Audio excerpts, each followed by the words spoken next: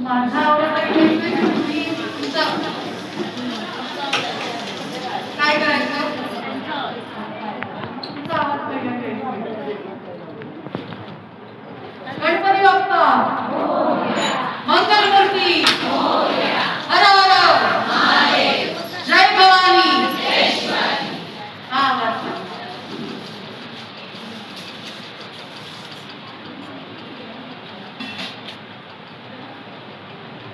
सरांनी थोडक्यात ओळख करून दिली आणि माझ्याबद्दल स्वतःबद्दल बोलता येत गावा लागतं.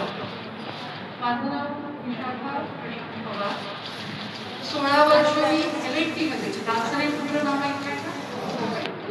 16 वर्ष मी सॅटेलाइट सिस्टम ऑपरेटर म्हणून काम करते.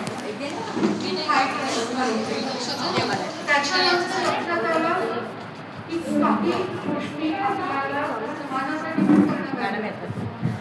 मग तेव्हा मी अभ्यास करायला सुरुवात केली आणि तेव्हा लक्षात आलं की केवळ एकच भाग नाही तर अनेक भागामध्ये काम होणं गरजेचं आज तुम्ही करताय एका ठिकाणी काम करताय का तुम्ही फिरतीचं काम करताय कामात जाऊन काम करताय तसंच करणं गरजेचं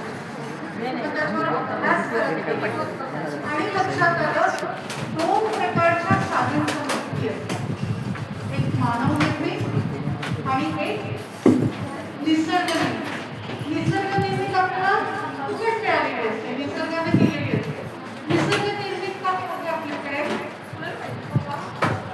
पाणी बरोबर त्याच्यानंतर तुमची जमीन माती आणि तुमचं मटेरियल खनिज. आज चाललंय ना खनिजासाठी धावपळ चालली आहे ना जगभरामध्ये ते खनिज महत्वाचं असतं पण निसर्गाने आपल्याला केलं त्याच्यासाठी काही त्रास लावलेत का नाही. पण जे मानव निर्मित आहे जे मानवाने निर्माण केलेलं आहे मेबी त्याची plastic raw material final product असेल किंवा जे काही तुम्ही बघा मातीमध्ये काहीच बियाणं नाही टाकलं तर गवत उगवलं आणि मग ते साफ करावं लागतं मशागत करून इकडे शेती करावी लागते. तसंच शेती सुद्धा ही मानव निर्मित 2 गोष्टी आहेत. एक निसर्ग निर्मित बरोबर नैसर्गिक साधन संपत्ती आणि एक मानव निर्मित. पण या सगळ्या साधन संपत्तीमध्ये सर्वात महत्त्वाची साधन संपत्ती काय आहे? What is a very important resource? सर्वात महत्त्वाचं रिसोर्स काय आहे? काय आहे? सॉरी आणि काही आहे का? पण आपल्याकडे जास्त वेळ नाही आणि बघा पाणी सूर्यप्रकाश खनिज माती ह्याच्या व्यतिरिक्त असं कुठली साधन संपत्ती आहे कुठली सर्वात महत्त्वाची कुठली महत्त्वाची आहे? इथे सगळे तुम्ही बसल्यात ते कोण आहात? Human resources HR human resources HR हे सर्वात महत्त्वाचं आहे. कारण निसर्गाने निर्माण केलेलं आहे ते सुद्धा तोच वापरणार आहे आणि जे मानव निर्मित आहे ते सुद्धा कोण वापरणार आहे? माणूस ह्युमन वापरणार आहे. त्यामुळे सर्वात महत्त्वाची साधन संपत्ती काय असेल तर ती काय आहे? माणूस आहे.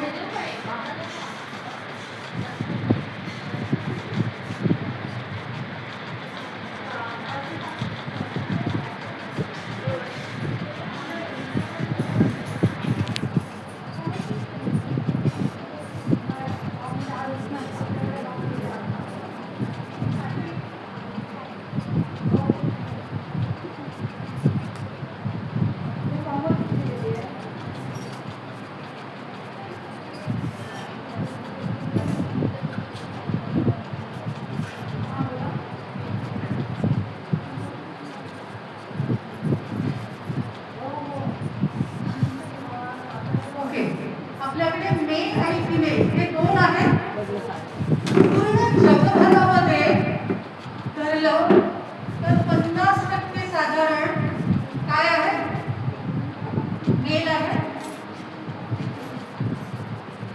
आणि 50% कोण आहे,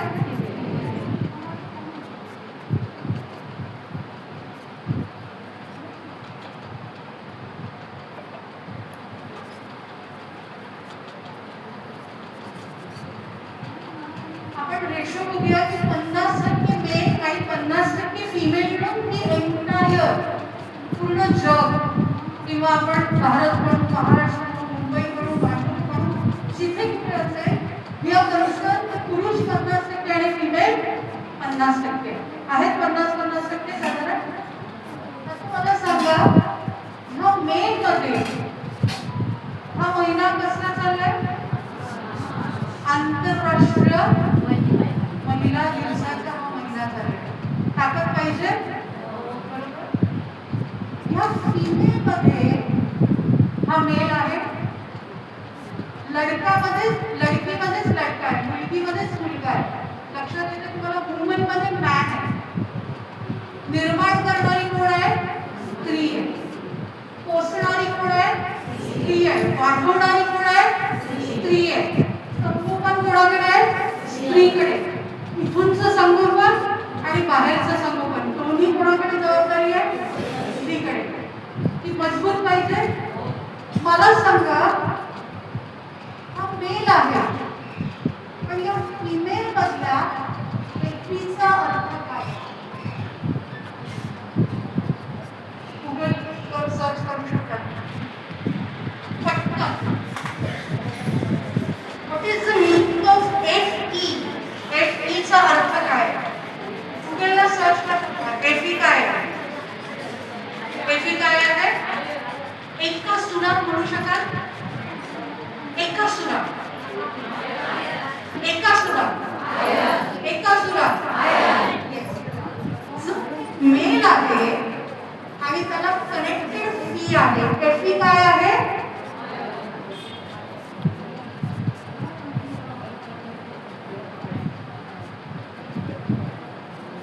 आणि मेलचा अर्थ काय आहे, man.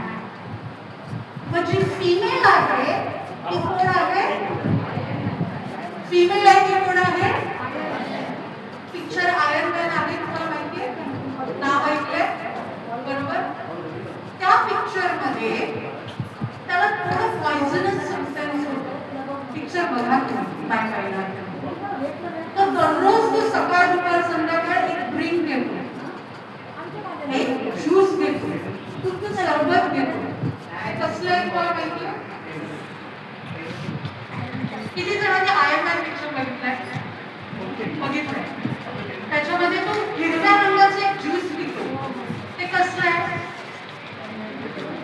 Energy drink. It's a king of energy, queen of energy, chlorophyll.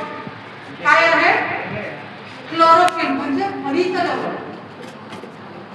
एवढ्या सगळ्या महिला बसल्या, लाईफस्टाईल फॉलो नाही केली आणि नुसतं वॅक्सिन घेतलंय, औषधं घेतली आहे, ट्रीटमेंट घेतली आहे, सगळं घेतलंय.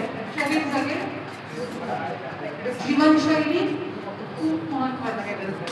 आणि त्याचं सर्वात महत्वाचं आहे, तुम्ही आजच्या दिवसात शरीराला किती क्लोरोफिल दिले, किती हरित लवण दिले. हात वर करून मला सांगा की आज मी पालेभाजी फक्त 3 मिनिटं शिजवलेली पालेभाजी ऑर्गॅनिक खाल्लेली. त्याच्यात कुठली खतं नाहीत, कीटकनाशक नाहीत, कुठलं काही गडबड नाही. अशी खाल्ली आहे का, कोणीतरी हातवरती करून सांगते. कारण आम्हाला माहिती आहे पालेभाजी कुठली होती, त्याच्यात काय होतं, पण मनाच्या समाधानासाठी आम्ही निश्चितच खाल्ली. त्याच्यात मिळालं तर 20-30% काहीतरी मिळेल, पण ती पण आम्ही अशी संतळून घेतो. संतळून घेतो ना, संतळून म्हणजे कळते ना, कांदा मसाला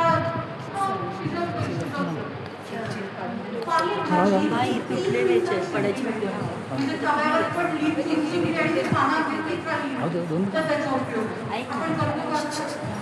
मी पालेभाजी 5:30-6ला बनवणार आणि दुपारी 2 नाही तर संध्याकाळी 6 वाजता. क्लोरोफिल मिळेल. किती महिलांना HP लेवल कळतो.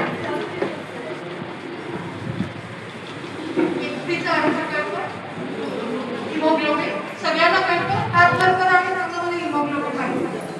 हिमोग्लोबिन माहिती आहे सगळ्यांना? What is haemoglobin? किती असायला पाहिजे हिमोग्लोबिन? महिलेसाठी, फिमेलसाठी जी स्वतः आयन ह्यूमन आहे तिच्यासाठी 14 ते 16. तिथे कोणी आहे 14 HP लेवल त्यांच्यासाठी टाळ्या वाजवा.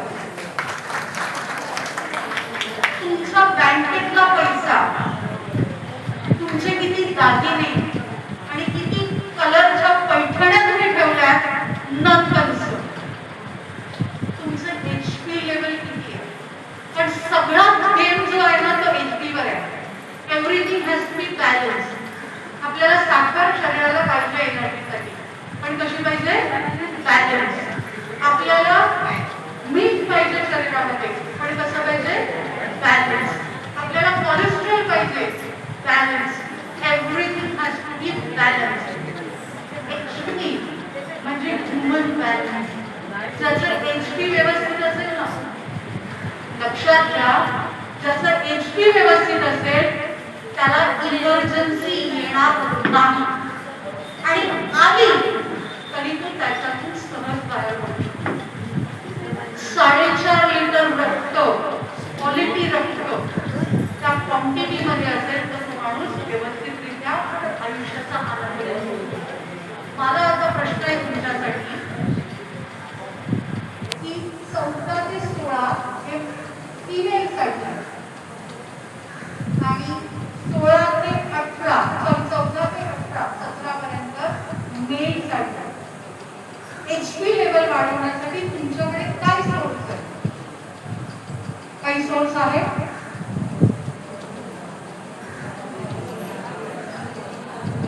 हे सगळं आहे, पण आपण खरंच खातोय का?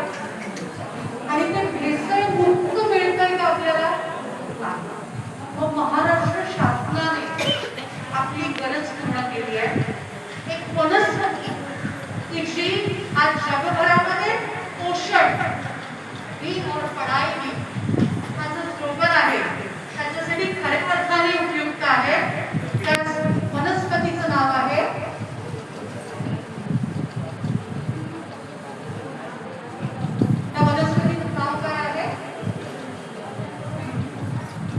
पण ही जी आयन ह्यूमन आहे तुम्ही आयन ह्यूमन करू शकता.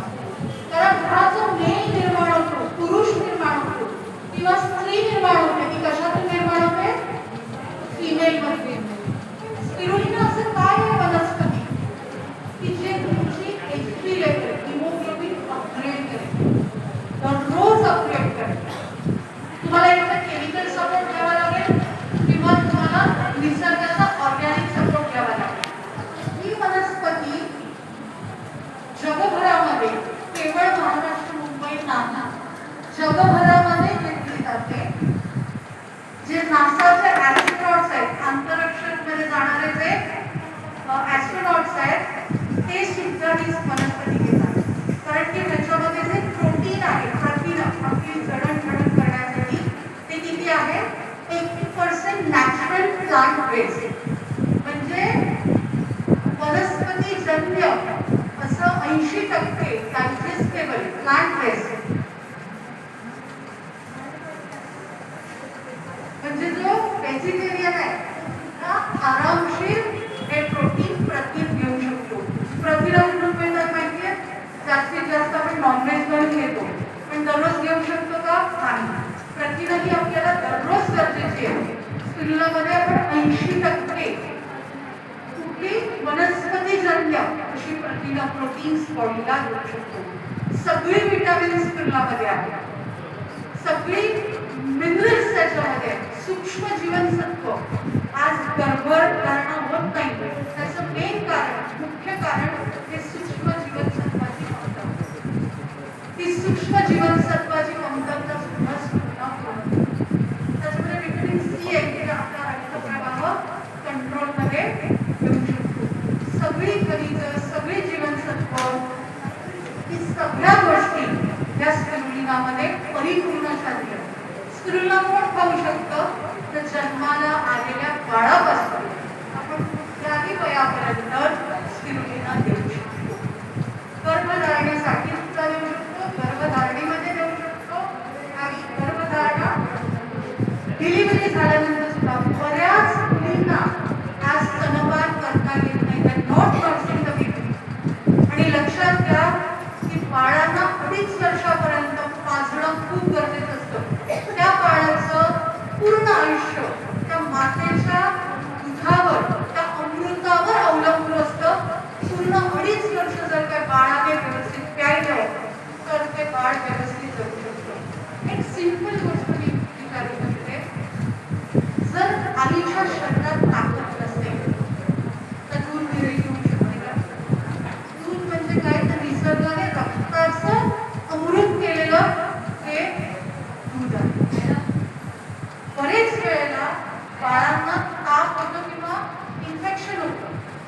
जेव्हा बाळ ते दूध पितं आईचं तेव्हा त्या स्पर्शातून लक्षात घ्या निसर्ग किती इम्पॉर्टंट आणि किती साध्या सगळ्या गोष्टींना चांगल्या रीतीने काम करतो. त्या शरीराला कळतं की बाळाला इन्फेक्शन.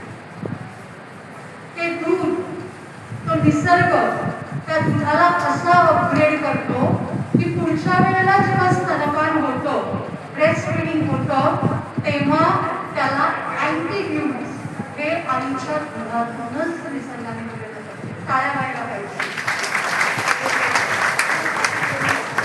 निसर्ग तुमच्यासाठी काय करतो फक्त आपली जबाबदारी आहे की आपल्याला आपल्या शरीरात वनस्पती व्यवस्थित देणं गरजेचं आहे. जर काही वनस्पती आपल्या शरीरात व्यवस्थित असेल तर आपण आपलं लेवल म्हणजे हिमोग्लोबिन हे व्यवस्थित घेऊ. आणि मग जर काही हिमोग्लोबिन व्यवस्थित असेल तर आपण एक चांगलं आयुष्य जगू शकतो. हिमोग्लोबिन एक मातेसाठी किंवा बाळासाठी नाही आहे, तर तुमच्याकडे ज्या मुली आहेत, आम्ही एक दुसरं सेशन करतो मेनार्की टू मेनोपॉज, म्हणजे स्त्रीत्व येताना आणि स्त्रीत्व मावळताना दोन्ही वेळेला खूप महत्वाचं असतं. मेनार्कीमध्ये शरीर कसं असतं, तरुण असतं, त्यामुळे त्रास सहन करतो. पण मेनोपॉजमध्ये शरीर खूप गरजेचं असतं.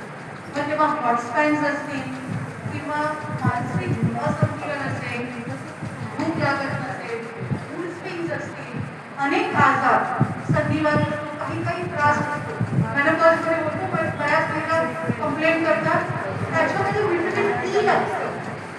पण ते व्हिटॅमिन ई हे नैसर्गिक असेल तर ते उपयोगी असतं. केमिकल असेल तर ते त्रासदायक होऊ शकतं. आपण जेव्हा स्पिरुलिना देतो त्याच्यातून व्हिटॅमिन ई हे नैसर्गिकरित्या मिळाल्यामुळे मेनार्की स्त्रीत्व येताना आणि स्त्रीत्व मावळताना या पूर्ण फेजमधून आपण सहज जातो. त्यामुळे स्पिरुलिना ही वनस्पती निसर्गाने आपल्याला दिलेलं एक अमृत आहे. त्यासाठी टाळ्या व्हायला पाहिजेत.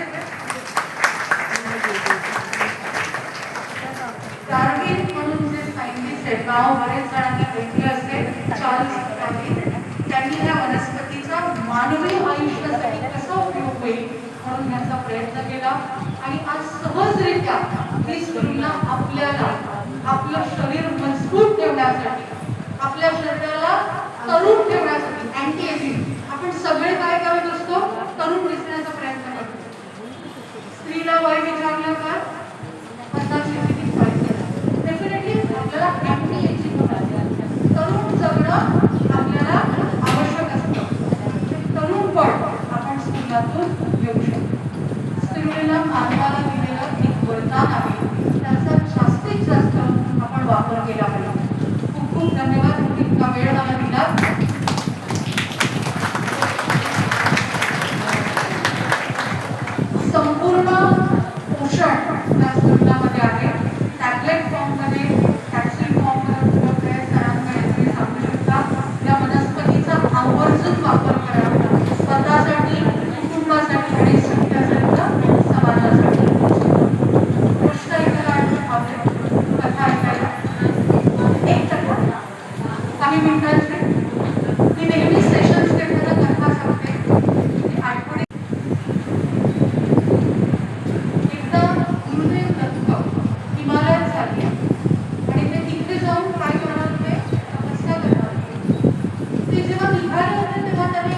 शेतकरी जमीन नांगरताना बघतात.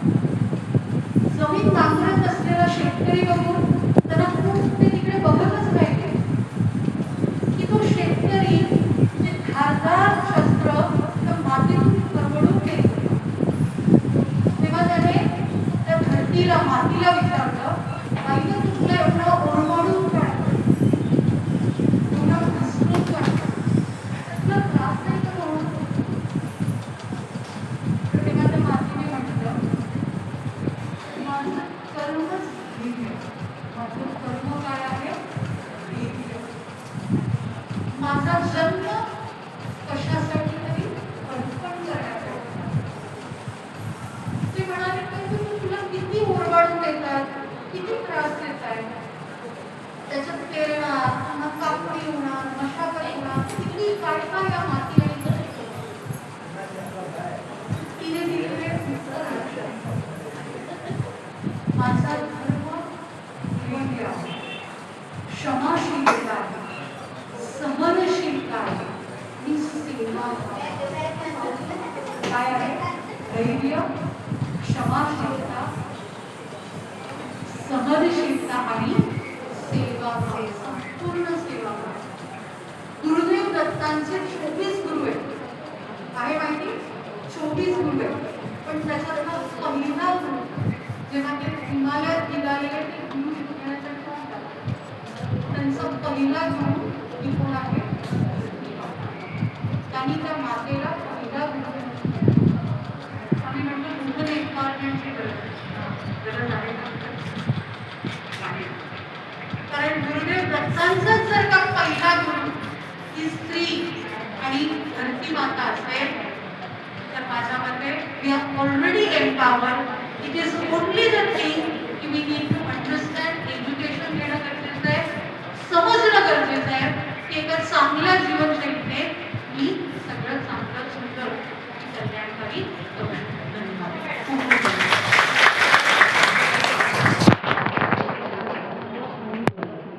तलावातला किंवा नदीतला एक लेअर ते खातात, ती सुद्धा स्ट्रीमला आहे, पण ती माणसाने खाण्याजोगी नाही. तुम्ही शेती करता त्यावेळेला सुद्धा जे हिरवळ असतं ते कापून पुन्हा आपण खत म्हणूनच ते वापरलं जातं. त्यामुळे 3 प्रकारच्या स्ट्रीमला आहेत. त्या ॲल्गी आहेत, शेवाळ आहेत. पण ही जी स्ट्रीमला आहे ती चांगल्या प्रयोगशाळेमध्ये व्यवस्थित चांगल्या वातावरणात निर्मित आहे की जी मानव जन्मलेल्या बाळापासून कुठल्याही वयापर्यंत तुम्ही आरामशीर करू शकता. बाळाला जर काय आईचं दूध मिळत नसेल तर आपण ही गाईच्या दुधामध्ये मिक्स करून देऊ शकतो. आईने जर काही गरोदरपणामध्ये व्यवस्थित घेतली तर ती बाळाला पाजू शकते. किंवा समजा ती पाजू शकली नाही, बऱ्याच माता आज आमच्याकडे येतात तेव्हा आम्ही जेव्हा स्त्रीला सुरू करतो त्या 8-10 दिवसामध्ये पुन्हा त्या बाळाला पाजू शकतात. तिथपर्यंत आपण स्त्रीला बाळाला फीड करतो. तुमचे काही प्रश्न असतील तर विचारू शकता. मेनिस्ट्रुअल इश्यू जे PCOD, PCOS, पिरियडचे रिलेटेड आज सगळ्यांच्या घरामध्ये, म्हणजे मी मोठे मोठे कॉर्पोरेट्समध्ये घेते, कॉलेजेसमध्ये घेते, सगळ्यांचा हाच प्रश्न आहे की पाळी वेळेवर येत नाही, 6-6, 8-8 महिन्यानंतर येते, आई प्रेग्नेंसीचा गणपती पण नसतो, लगेच जाते आणि मग मानसिक हॉस्पिटल. लक्षात घ्या, स्त्रियांचं आयुष्य पुरुषांपेक्षा बेटर आहे आणि जास्ती आहे. त्याला कारण औषध जिथपर्यंत मला पाळी आहे ना मला हार्ट अटॅक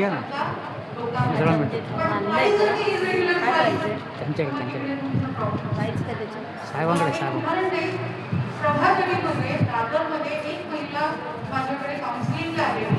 तिला युट्रस काढायला सांगितलं. का?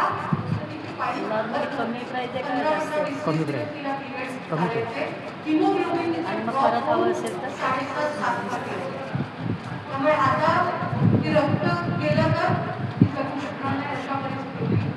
तिला म्हणजे 2 महिने जर का थांबून विचार केलास तर तू युट्रस काढायचा घेऊ शकतो. 1 महिना, फक्त 1 महिना आम्ही 12 स्त्रीला म्हणजे जवळजवळ 4 स्त्रीला दररोज त्या महिन्याला दिल्या.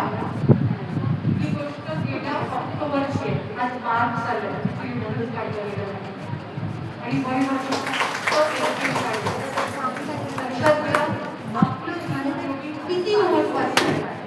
समजून घेण्याचा प्रयत्न करा. तुमचं हिमोग्लोबिन मजबूत आहे ना, तुम्ही पाणी काढायची गरज नाही, परत बोलायची. आणि भरायची सुद्धा गरज नाही. तुमच्याकडे असं पाहिजे होतं की मी आहे. मॅडम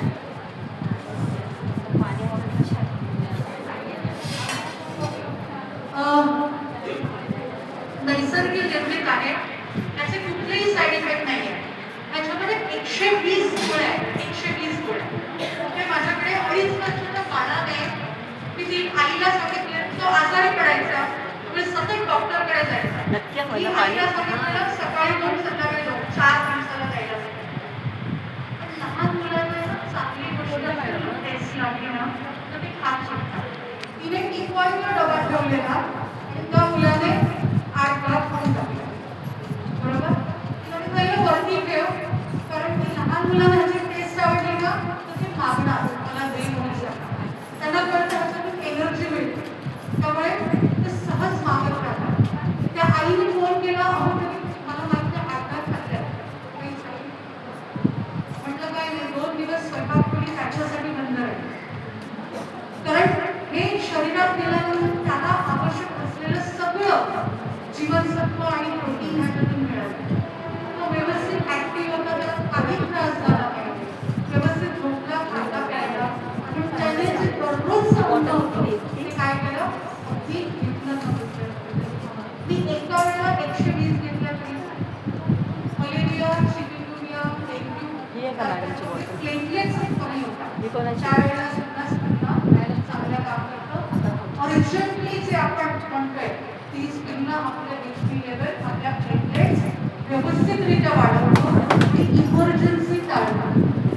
कारण लक्षात घ्या, प्लेटलेट्स रक्त कुठे बाहेर प्रयोगशाळेत निर्माण होतं का? एका कारखान्याने रक्त निर्माण करणारा नाही, तुम्हाला दुसऱ्याच घ्यावं लागतं. पण त्याचं इन्फेक्शन असेल तर ते तुमच्यापर्यंत येऊ शकतं. ते रक्त जुळवून नाही घेतलं त्याचा काही फायदा नाही. त्यापेक्षा स्वतःच चांगलं रक्त निर्माण करा. आपण दर सणाला किंवा सगळ्या गोष्टी आपण काय करतो, नवीन कपडे, नवीन जेवण, अपवाद्य घेत राहतो. तसंच नवीन रक्त निर्माण करणं गरजेचं आहे. Thank you so much. खूप खूप धन्यवाद.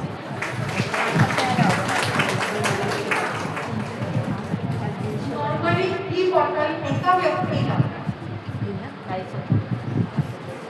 ₹700 MRP आहे, 120 पुढे आहे आणि एका व्यक्तीला एका महिन्याला ही बॉटल पुरते. साधारणपणे सकाळी 2 संध्याकाळी 2 घेऊ शकता. मी स्वतः आणि माझे कुटुंब दिवसाला 12 घेतो. सकाळी 4, दुपारी 4 आणि रात्री 2. म्हणजे 3 ग्रॅमची माझी पुस्तका 4 ग्रॅमची.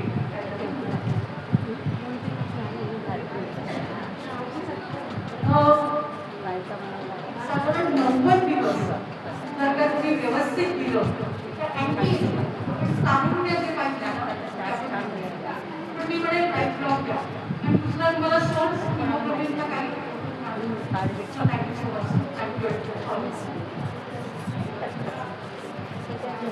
आपल्याला